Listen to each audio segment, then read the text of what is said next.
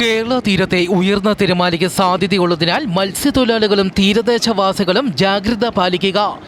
മത്സ്യത്തൊഴിലാളികൾക്ക് ജാഗ്രതാ നിർദ്ദേശം. ആഗസ്റ്റ് 21, 22, 23 തീയതികളിൽ ഗൾഫ് ഓഫ് മാന്നാർ, അതിനോട് ചേർന്ന കന്യാകുമാരി പ്രദേശം, തെക്ക് പടിഞ്ഞാറൻ ബംഗാൾ ഉൾക്കടൽ, അതിനോട് ചേർന്ന തെക്കൻ ശ്രീലങ്കൻ തീരം എന്നിവിടങ്ങളിൽ മണിക്കൂറിൽ 65 കിലോമീറ്റർ വരെ വേഗതയിൽ കാറ്റിന് സാധ്യത. ഒമാൻ തീരങ്ങൾ, മധ്യപടിഞ്ഞാറൻ അറബിക്കടൽ, അതിനോട് ചേർന്ന തെക്ക് പടിഞ്ഞാറൻ അറബിക്കടൽ, വടക്കേ മധ്യകിഴക്കൻ അറബിക്കടൽ എന്നിവിടങ്ങളിലും മണിക്കൂറിൽ 65 കിലോമീറ്റർ വരെ വേഗതയിൽ കാറ്റിന് സാധ്യത. മേൽപ്പറഞ്ഞ സ്ഥലങ്ങളിൽ മത്സ്യത്തൊഴിലാളികൾ മത്സ്യബന്ധനത്തിന് പോകരുതെന്ന് കാലാവസ്ഥാ വകുപ്പ് അറിയിച്ചു.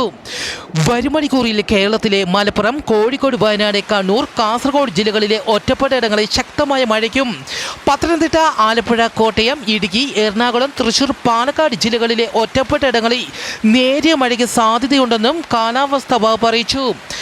മധ്യ ആഫ്രിക്കയിലെ സാബോയിൽ സ്വർണ്ണഖനി തകർന്നു. കാമറൂൺ അതിർത്തിയോട് ചേർന്നാണ് ദുരന്തമുണ്ടായത്.